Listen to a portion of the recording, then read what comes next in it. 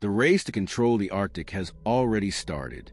An ice-locked wasteland containing nearly nothing, now become the most contested maritime corridor on Earth. For centuries, the Arctic Circle was defined by what it prevented.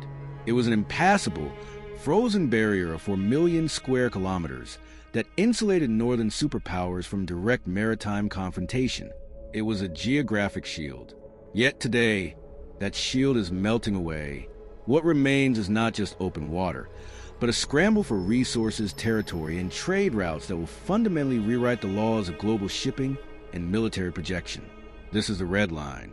The race to control the Arctic has already started, and the nations competing for it are playing a high-stakes game where geography dictates the rules.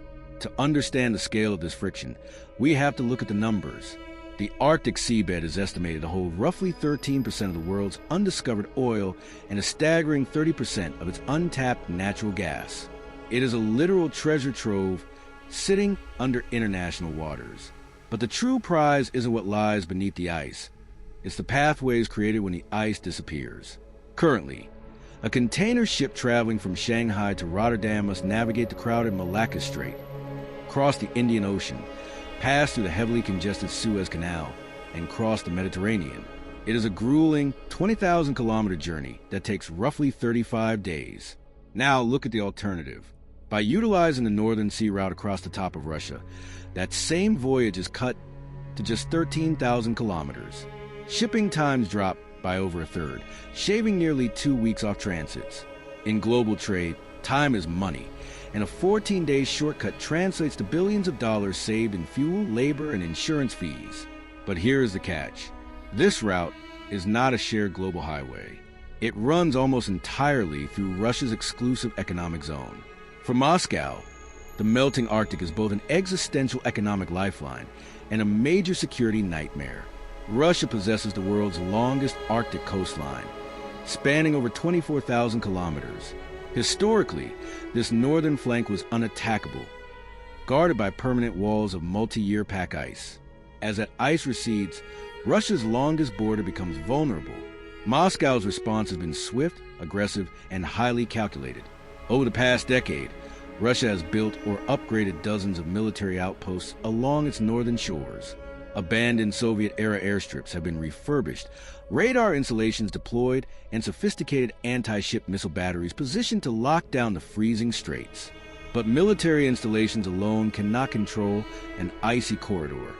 You need the tools to clear the path, and in this domain, Russia stands virtually unchallenged.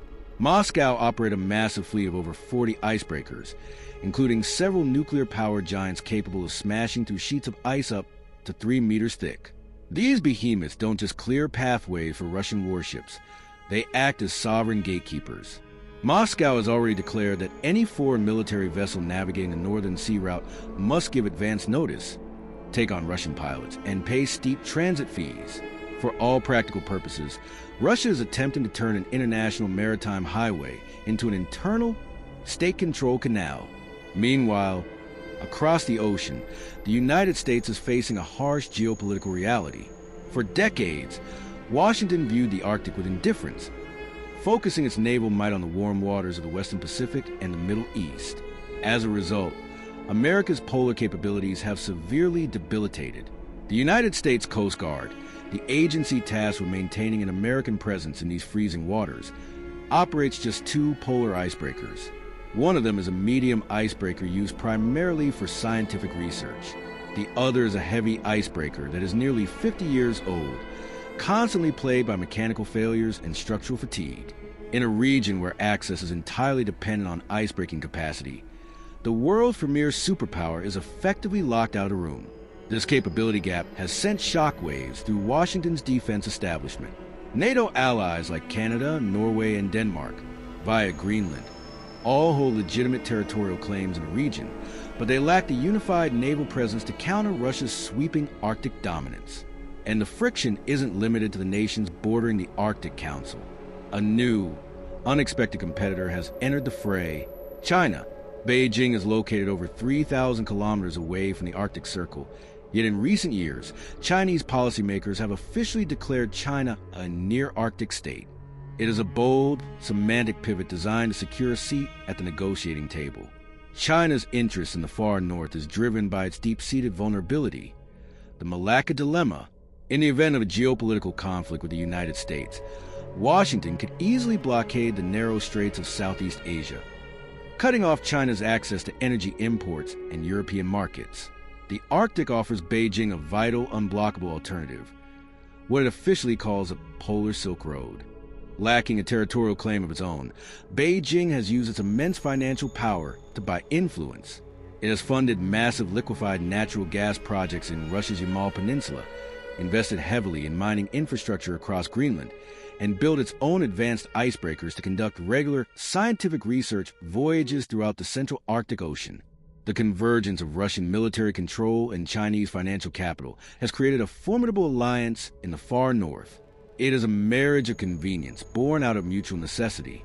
Russia needs Chinese cash to develop its infrastructure under heavy Western sanctions. China needs Russian geography to escape its maritime encirclement. Yet, underneath this partnership, subtle tensions are brewing. Historically, Moscow has been deeply protective of its northern sovereignty, eyeing China's growing ambitions with quiet suspicion. But as its economic isolation deepens, Russia has been forced to make concessions, granting Beijing unprecedented access to its strategic backyard. The legal battle for these freezing waters is equally intense. Under the United Nations Convention on the Law of the Sea, nations are granted an exclusive economic zone extending 200 nautical miles from their coastlines. However, if a state can prove that its continental shelf extends further beneath the ocean floor, its territorial claims can expand dramatically. This loophole has triggered a scientific warfare of the deep. Russia, Canada, and Denmark have all submitted conflicting scientific data to the United Nations, each claiming ownership over the Lomonosov Ridge, an underwater mountain range that bisects the Arctic Ocean. If Moscow's claim is accepted, Russia could legally claim sovereign rights over an area of the Arctic seabed the size of Western Europe. For ordinary citizens, the Arctic seems remote, detached, and irrelevant to daily economic activity. But global logistics tells a different story. The modern world runs on tightly managed supply chains and critical maritime choke points. When a single container ship blocked the Suez Canal for 6 days, it disrupted billions of dollars in international trade and rippled through global manufacturing lines. The Arctic represents the opening of an entirely new global plumbing system. The nations that control these trade routes will possess the power to regulate tax or completely halt the flow of goods between Europe and Asia. It is a level of strategic leverage that has not existed since the construction of the Panama Canal. As the ice continues to recede, the illusion of the Arctic as a peaceful, cooperative sanctuary is fading away. The far north is rapidly transforming into a crowded, militarized zone where international law is tested daily by raw state power. The United States and its NATO allies are scrambling to catch up, ramping up joint military exercises in the freezing waters of Norway and committing to new icebreaker construction programs. But building polar capability takes decades, and time is a luxury the West does not have.